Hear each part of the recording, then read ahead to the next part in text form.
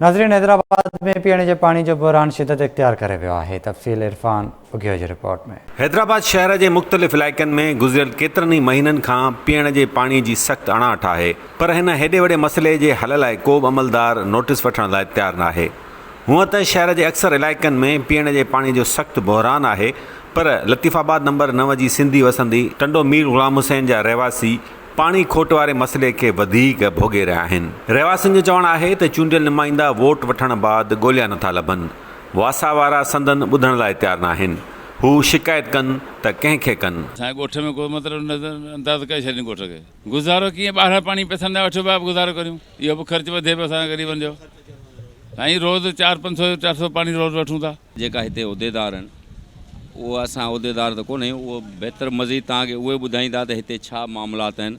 ऐं ॿी ॻाल्हि, हिते त असां वटि जेकी बि पाणी जी लाइन आहिनि उन्हनि ते असांजे MQM वारनि जा कब्ज़ा थियल आहिनि, जेका कंहिं ग़रीब माण्हू खे लाइन लॻाइण नथा ॾियनि। उनखां अलावा जेको लाइन लॻाए थो त उन जे मथां ऐं जेको आहे सो 20,000 25,000 रुपया जेके ॾिए थो त कनेक्शन लॻे थो। जे कनेक्शन नथो लॻे नथो त पोइ पैसनि खां बिना कंहिं कनेक्शन नथा लॻाइनि। पाणी जी इलाही प्रॉब्लम आहे। 2-3 ॾींहं खां यको न आहे पाणी घर में पीने के लिए भी ना है, व्यंजन के लिए भी ना है। बस पानी नहीं आ रहा, तकरीबन 1 महीना हो गया, पूरे रमज़ान पानी नहीं आया अभी तक। जी कंप्लेन की है पर कोई अमल दरामद नहीं हुआ अभी तक। बस यहीं कहीं बाहर से लेकर आते हैं या टैंकर मंगवाते हैं।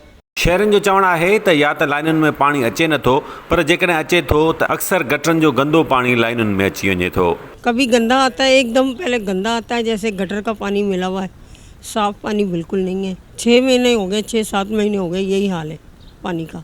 बहुत ज़्यादा पानी का बहरान है। तकरीबन 6 महीने से ज़्यादा का अरसा हो गया है। हमारे यहाँ पानी की जो है बहुत शिकायत है, और पानी आता है तो बदबूदार और झाग वाला पानी आता है, और जो है बस ना होने के बराबर है। आधे घंटे पानी आता है, उसके बाद पानी नहीं आता। 2 महीना असां पानी कोन्हे असांजे बाबा। मिठो पाणी हितां मस्जिद मां भरियूं पिया, हितां पिया पियूं। वासा इख्तियारियूं शहरनि खे त पीअण जो पाणी फराहम करण लाइ तयारु न आहिनि। बाक़ी मुख़्तलिफ़ हाइड्रेंट्स ते टैंकर माफ़िया लाइ पाणी हर वक़्तु मुयसरु आहे। इन्हनि सरकारी हाइड्रेंट्स तां पाणी भराए फ़ी टैंकर 3 खां 6,000 रुपया विकिरो कयो पियो वञे। टैंकर रोज़ाना मना अगर घुरायूं था 3,000-2,800 रुपया इहो रेट आहे टैंकर वारनि। टैंकर माफ़िया ठाहे वेठा आहिनि पंहिंजी रोज़गार। पाणी सफ़ा अचे कोन पियो, ऐं ईंदो आहे कलाक खनि ईंदो आहे, एतिरो धप वारो ईंदो आहे जो इनखे माण्हू इस्तेमालु ई कोन थो करे सघे।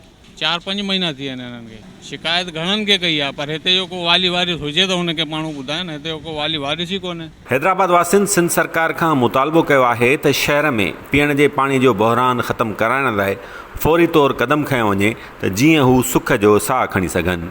कैमरामैन यासिर कुरैशी सां गॾु इरफान अली बुगियो, आवाज़ न्यूज़, हैदराबाद।